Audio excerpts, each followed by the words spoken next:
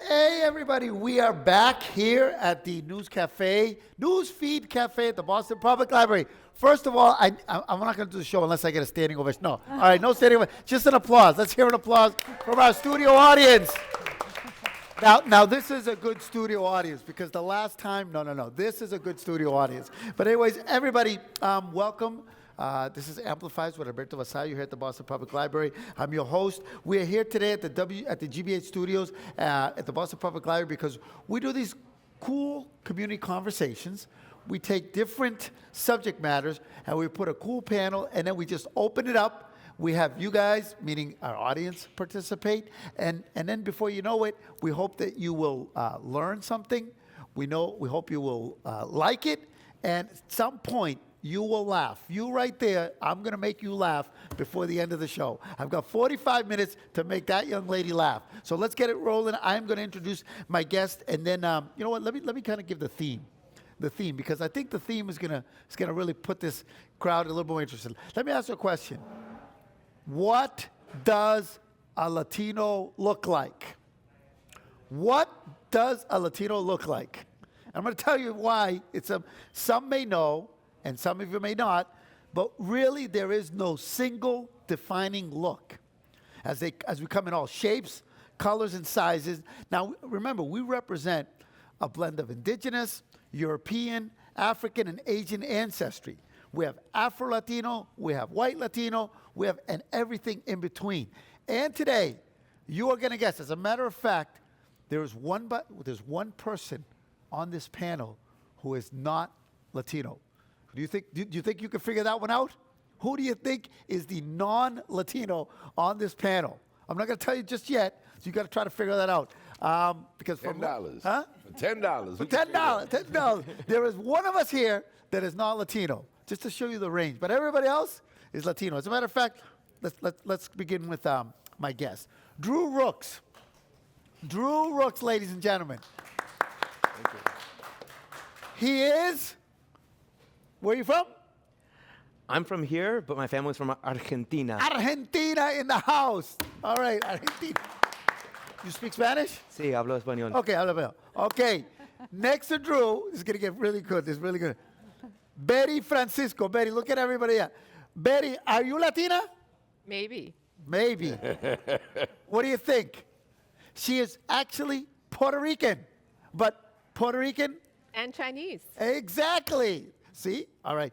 I am half Cuban, half Ecuadorian, and that guy back there is half asleep. So somebody wake him up over there, all right?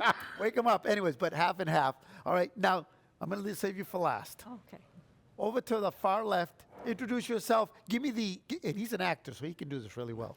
Give me your intro, buddy, like you were applying Hi, my name's Naheem Garcia, and I am 100% Cuban. 100% Cuban.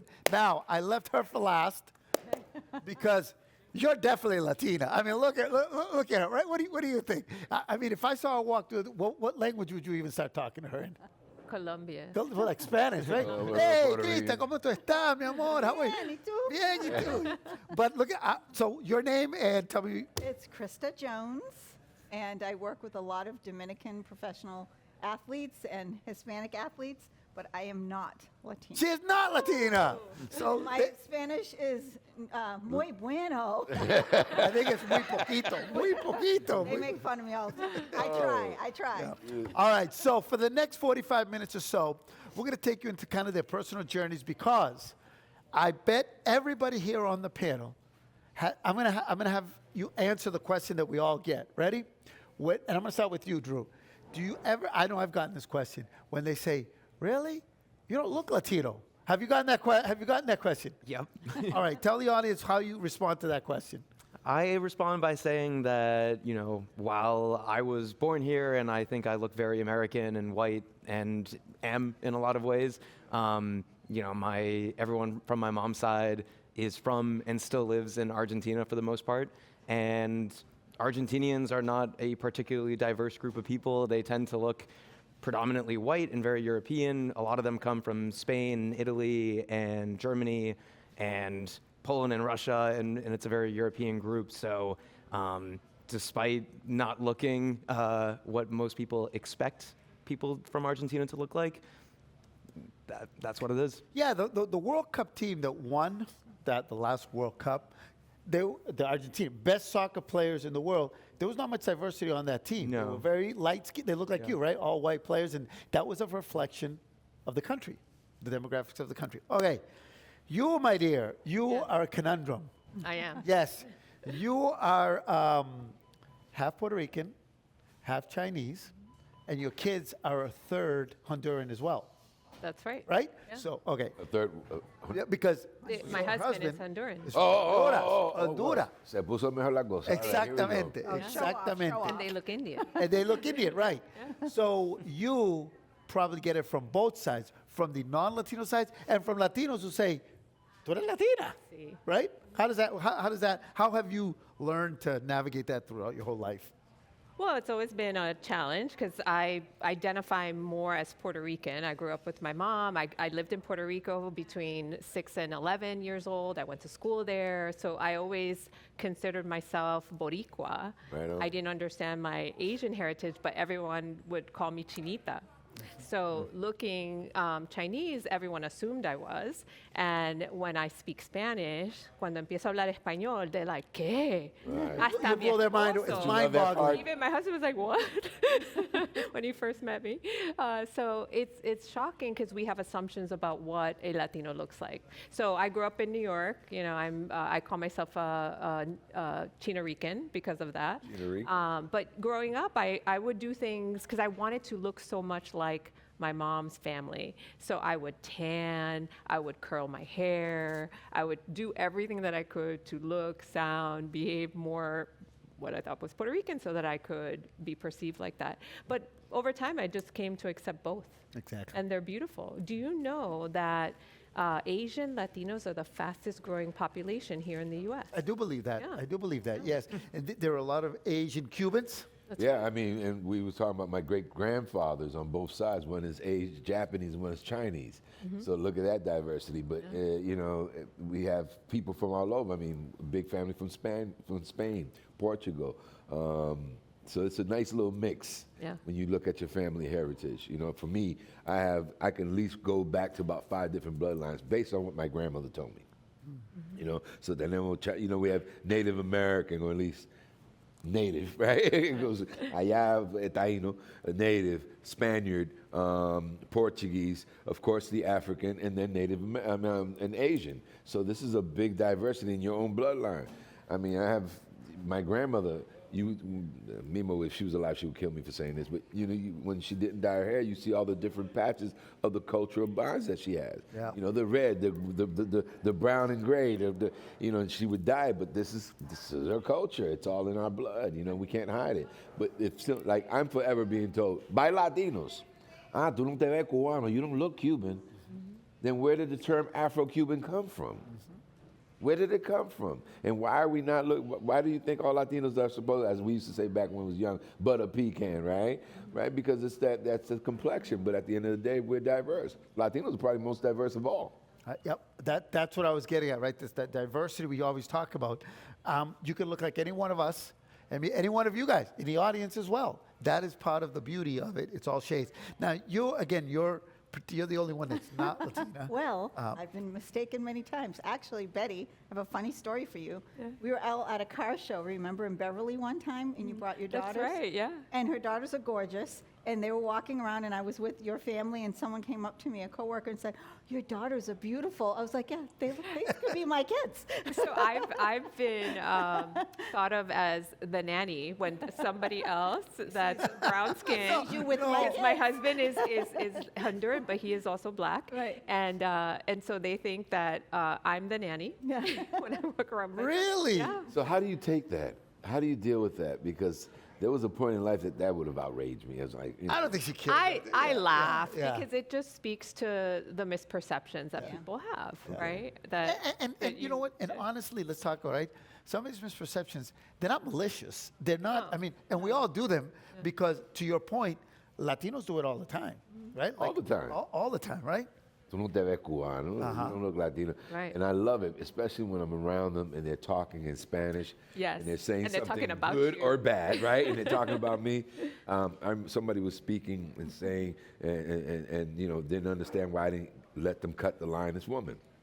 Speaking in Spanish and everything. When I walked away, I said something to her in Spanish. I said, porque yo soy un caballero, I'm a gentleman, and I said, so then she said, she didn't know what to say to me because you never know. Yeah. Watch your mouth, you never know. That if you get nothing out of the show other than one piece of advice is watch your mouth. Like, when people say when you go, everyone has translators now. Like when you're in a nail salon and you always wonder what the conversation is. But people will come up to me and start speaking Spanish because, as you know, I work with a lot of Latinos, and I'll say, no, I no hablo español un poquito. I try to explain it quick, and they go, there's nothing to be ashamed of. You know your culture. And I'm like, They think that you're Latino. they think I'm a Latino trying who does not speak right, that I Spanish. don't, yes. But you look like you're from, I mean, I would have thought maybe Cape Verdean. I have some, yes. I have. Yeah, Creole. Yes. Okay, so I knew there was something going on in this. So I just, whatever, if, like Betty said, if my hair is blow dried one way, I could get Asian, and I could get, it doesn't matter. But I do enjoy your culture a lot, and I find myself there a lot, so I've picked up a lot of Spanish, which, people do try to talk to me sometimes, and I'm getting better. So it's And now you see learning curve. the full spectrum of what we look like, right? And there's still a lot, even more variety, right? We have Indigenous. We were trying to get somebody who's Indigenous on the show as well, which is a big big part of the Latino culture. The people in this country, or in this part of the area of the country, have one perception because it also depends on what part of the United States in, right? If you're in Southwest, to you, if you're not a Latino, looks Mexican. Right. Well, I'm Cuban, but my brothers and sister and my cousins are all Guatecubanos because my mother and my aunt married men from Guatemala. So my stepdad and my uncle, they're from Guatemala. Yep. Right, so my brothers, so I grew up learning two different dialects. You could, Simón, no, bueno, pues, right? Oh, no, olvídate. He's showing off his Spanish like so much. He's good because he's an actor. It's really, I should have sat over there. It's really intimidating, to be on a show with everyone else who can speak it. Hey, But this I can guy's say bon really- dia. You want me to give you a little cake? I go bon dia. But also, Alberto put me on the spot one day. We were doing an event together. It was 99% Latino there. And he goes, you go up and speak to the crowd. I was like, are you kidding me right now? He goes, That's you okay. can do You're it." honorary Latina. And I said, no, Alberto, you're going to go up at the cigar event. Yes. And he was last minute. I put him on the spot, but he did it. But he was trying to push me up there, and they needed someone to translate. It was like, yeah, You they're go going to get translate. every other word. That's right. That's You right. go translate. You'll be there like, what you That's say? like those fake sign language people. So if you're just tuning in, we are asking the question, what does a Latino look like? And we have a wide range of people on this panel making it interesting. For those of you who are watching and really learning a lot, I want to kind of go over this again because, Drew, your family is from Argentina. You speak both languages at home or in Argentina or here. Where do you speak more? Do you speak more Spanish, more English? How does your brain work? More English or more Spanish? So that's an interesting question because I work in Spanish. So my job is 100% in Spanish when I'm working with our partners, my business partner, the team, everyone. Most of them I don't expect to speak English. So during the day, I feel like my brain is thinking mostly in Spanish. When if I'm on a call and we're having some type of business meeting, I'm taking notes in Spanish. Wow. And because I can't switch fast enough. It's much harder to take notes in English when we're in a meeting in Spanish, and vice versa. If we're in a call in English, I'm going to be taking notes in English. When I'm with my mom, I'd say we speak in English most of the time. But definitely, I would also say if I just get out of a few meetings back to back and I give her a call, we'll probably talk in Spanish because I'm in that mode. But you spend a lot of time in Argentina speaking Spanish all the time. Completely. Todo el tiempo. So whenever I'm in Argentina, to my family's credit, a lot of them, their English is pretty good, but we're always speaking in Spanish, I would say 90. Did you learn how to write Spanish here or in Argentina? In Argentina. Okay, yeah. I grew up, even though I came from Cuba in '68, and my house was Cuba, was Latino America, whatever. There was always speaking Spanish. No one would, even though everybody spoke English very well, they spoke Spanish for the simple fact we didn't want to lose it as the generations started. My children, my daughters could understand, and one of my daughters speaks it, my youngest. She speaks it as well, but you can see, like my son, no matter how much I would speak to him in Spanish, I remember one time, saca la basura, and before I was done, he said, what does that mean? I'm like, I say it to you every day, we take out the trash, But it's a struggle because I, at one point in my life, forgot it. I was trying to, because, you're trying to fit in. I'm black, but I'm Cuban, 100% Cuban, and trying to fit in with a community that looked at me strange, right? The white folks looked at me one way, and everybody else looked at me different because I was a different kind of black. Like, he's a little funny. He speaks something else. He's not the same. So you felt like you're in the middle. You didn't have no one really could identify to your situation until, I got a little older and I learned how to move with it. But it's really, really tough when somebody doesn't see you, and you got to go out of your way to be extra Latino, and speak. And then my Cuban accent was going, and I don't have you go to Miami and somebody thinks I sound Dominican, right? But I also grew up in a Dominican community here in Boston. Correct. They dominate the community. But you know what? If you go down to Miami for a month, you come back, that whole Cuban accent comes I go right down to back Miami fast. for 1 week. It's there. So my accent's That's what happened there. to me. Yeah, my accent's there. It's just not always thick unless when I'm in Miami, it's a different story. Yeah. When you get around other Cubans, it comes out. But for the most part, I'm just happy that I can speak my language and write it and read it, because at the end of the day, something I wish my children could do, because that's where the culture gets thin and it gets lost, when they can't write it and they can't speak it. Yep. And your kids, like I said, they're like another third parent, because Paul Francisco, who actually has sit here before, Paul Francisco. Paul's wife? Yeah, Paul Francisco. Now you're making the See? connection? He's my fraternity brother. Oh, wow. You see? See, we're all Well, even in Separation. fraternities.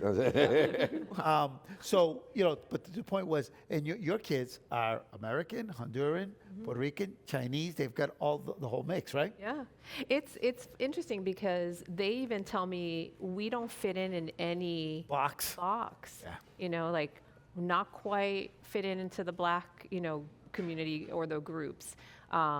Maybe they get invited into the Latino ones. Maybe. Not the Asian, so it's sort of like how I grew up. I always felt like I don't know where I belong. Alienated. Right, you're from that culture. Like I grew up Puerto Rican. My mother only spoke in Spanish in my house. Right, she was like staunchly adamant about maintaining the language and the culture.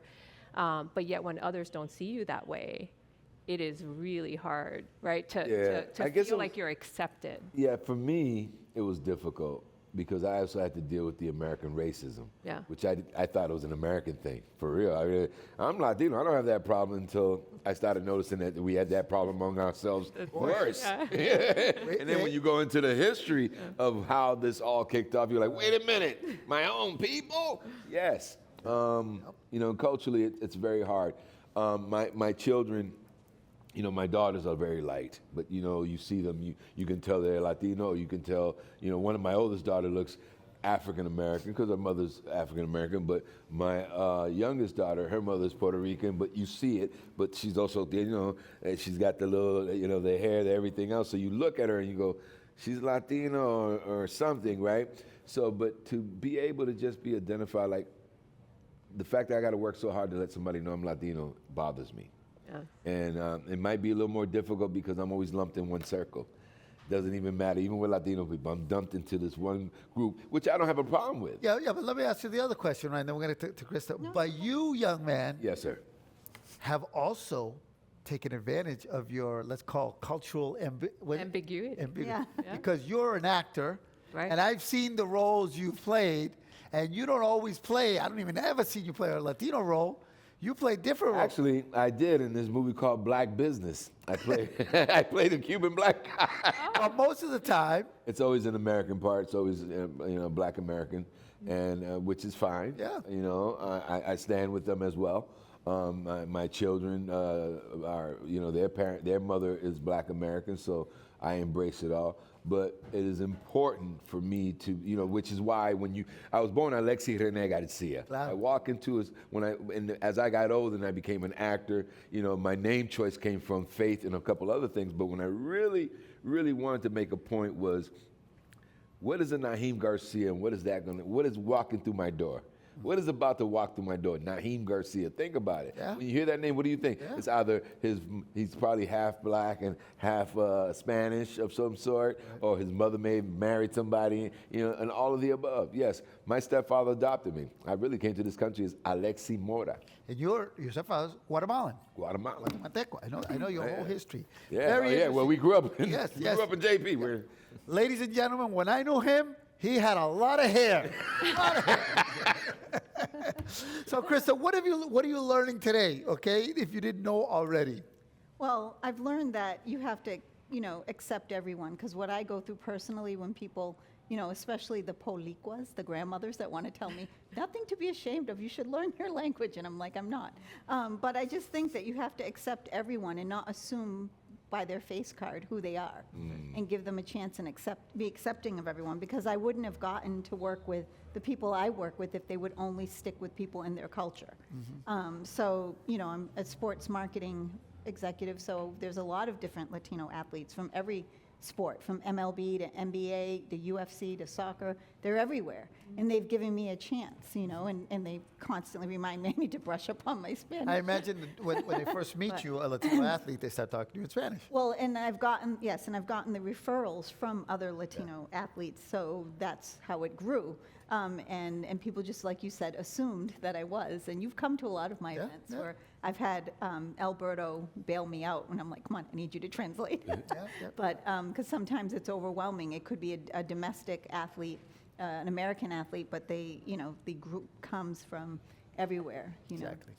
I bet one of the things that comes to mind is when people, I've been thinking about when people did the check, when they go to apply for a job and they would check off.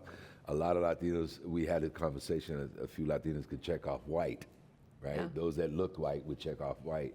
And I thought about that. I would check off and I would put black Latino because I was young. I said, I'm black, but I also didn't know that it would make it sound like I was two different cultures, right? But I always wonder, what did most of you check off when you was coming up? Well, my Not to mom put you would on the ask me- spot, but No, it's But interesting. it comes up in the census, right? So she would check off white.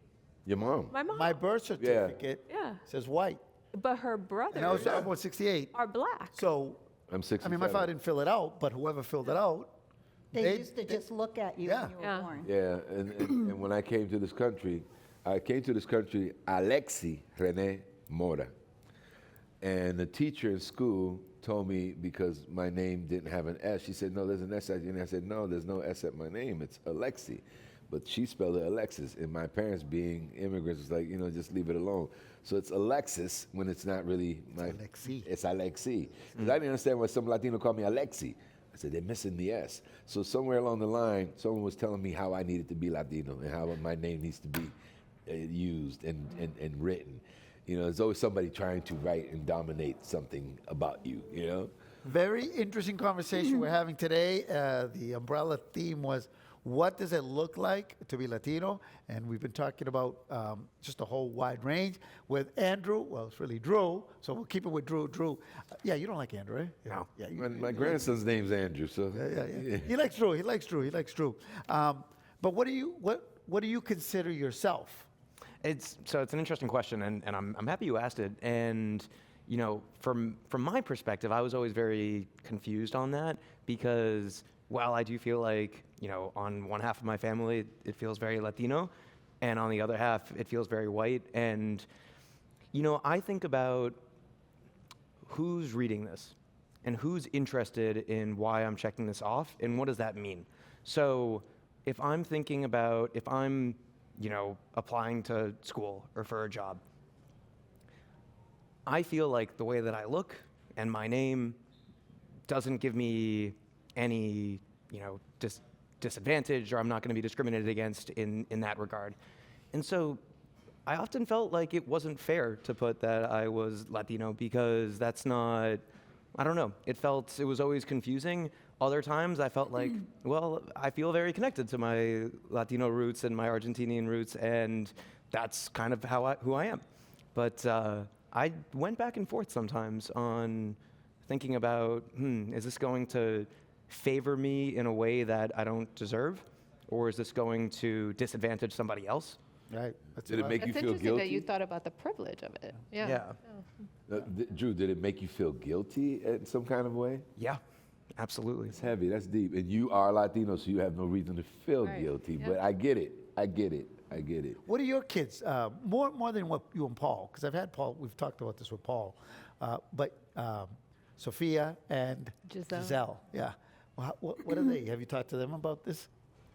Yeah, so they very much identify as they're like, we are black, and they're like, mommy, we don't know, you're kind of white, but they're very proud of being darker Yeah. skinned, and they don't see it as a negative or something that gives them a different advantage or not, which I love because I mean, obviously with the history we have here in this country and in Latin America around racism, you can absolutely understand that there is sometimes, right, potential for discrimination for them, but they're so proud, and that's what I really love, that we raise these kids that love their culture. Like, they understand that they are Latino, they're Asian, they're taking Spanish in school. So while we don't speak it at home, they understand it, they're comfortable with it.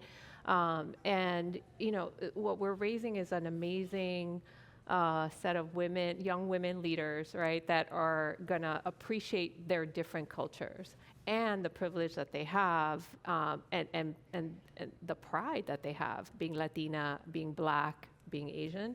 So you don't have to choose.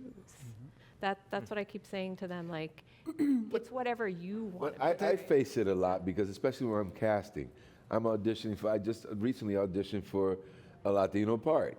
I remember walking into a casting company one day and to play this Latino part. There was 11 of us. 3 of us spoke the language. Everybody looked Latino, but 3 of us actually spoke the language. 2 of us were actually born in the countries we were from.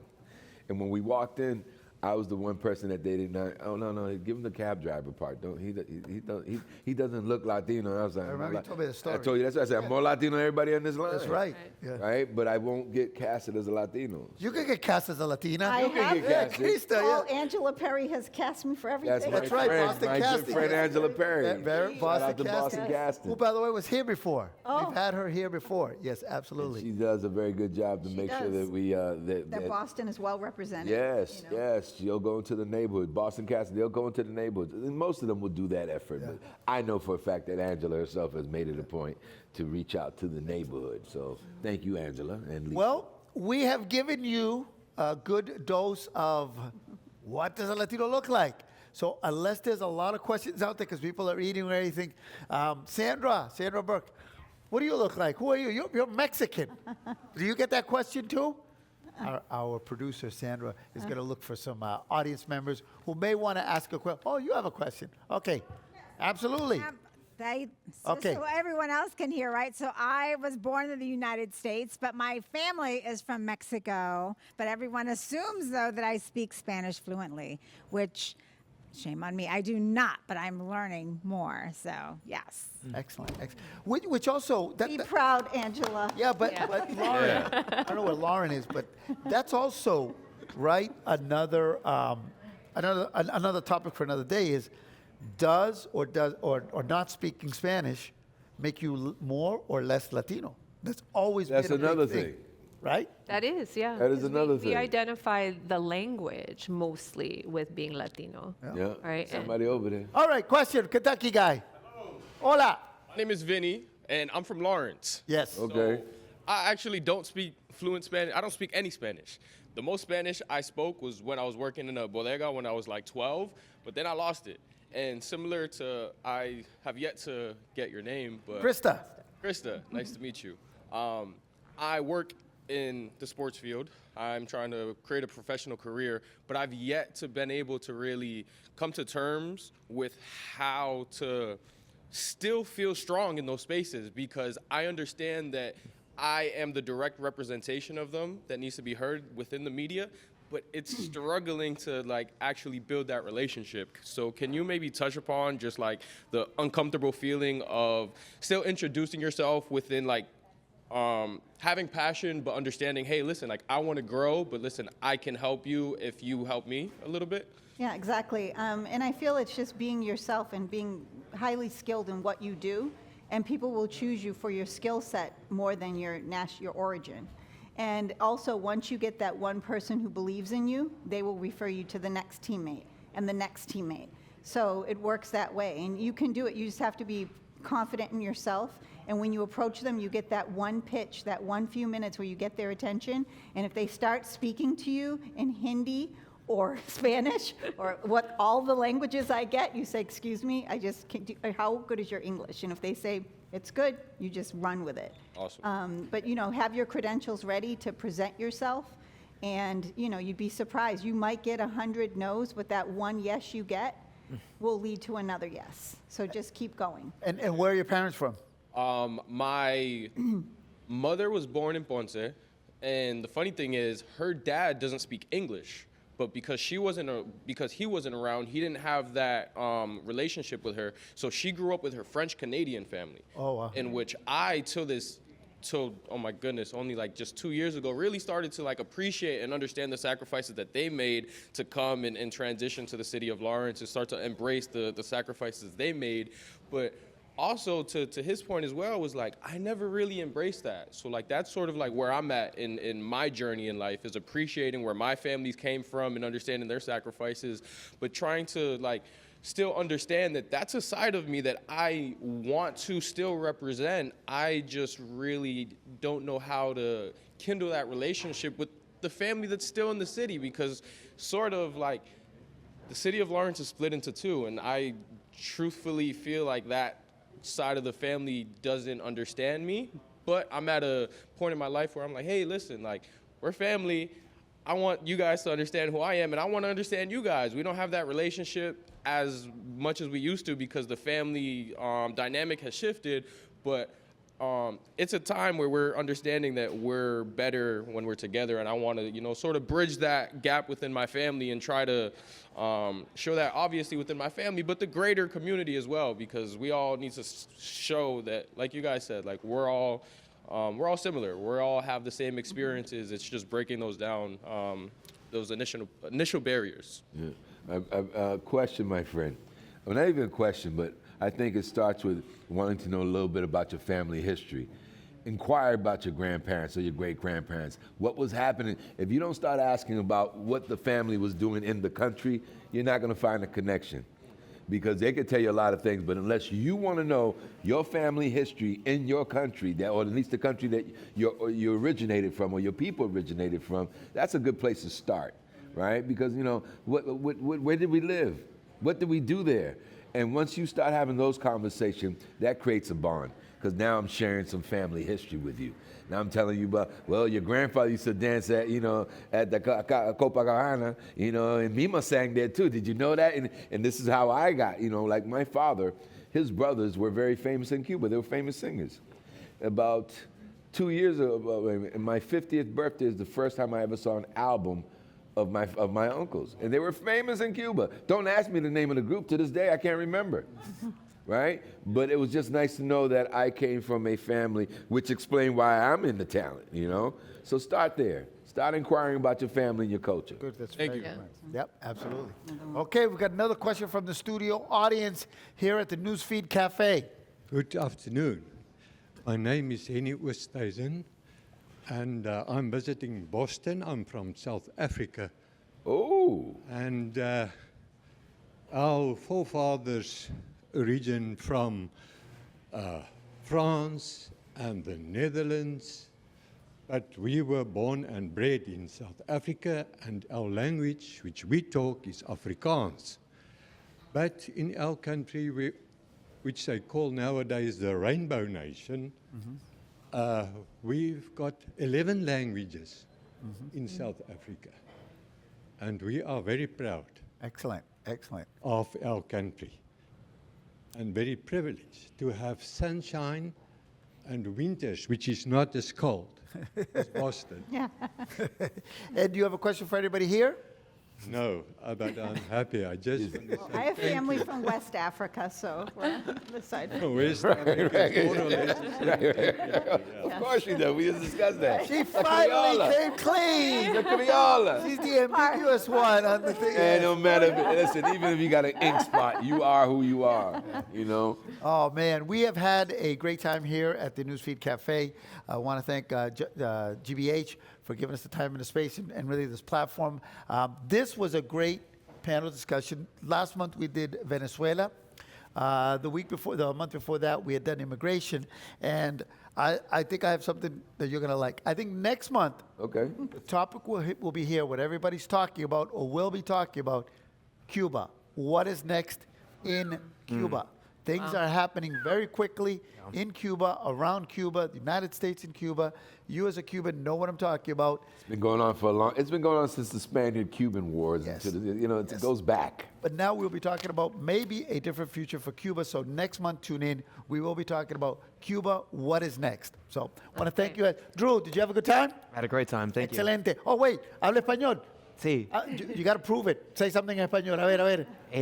Nada, muchas gracias por tenerme. Esta oportunidad me encantó. Muchas gracias. Spoken like a true with that Argentinian accent. I can't even, I me tried. I encanta el can't get it. I tried. I can't get it. acento. Gosh, it's so rich. Okay. Hablen, Sí, encantada de estar contigo. pero tú hablas ¿sabes? español porque tú te criaste en Puerto Rico. Tú tuviste Sí. muchos años en Puerto Rico. Sí, es verdad. Ya. Pero sabes que parte de la familia de mi mamá eran italianos, porque mi apellido era Quaglio. My maiden name was Quaglio. And I was like, what is, nobody could pronounce that. Por Italia. Por Italia. Young lady. Well, my maiden name gets it even more confusing because it was originally Themis, which is Greek. Yes. My family changed it to Thomas.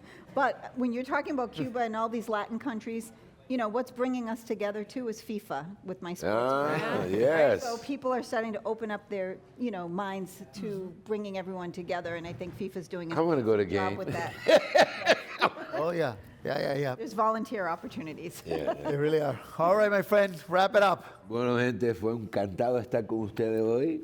Por favor, recuérdense que si ve un latino en la calle, dile hello. He does have his Cuban accent on today. All right, everybody, with that, we're going to say goodbye from the Newsfeed Cafe. We'll be back here next month, but next week we'll have another host, another show. See you then. Bye-bye. Thank you.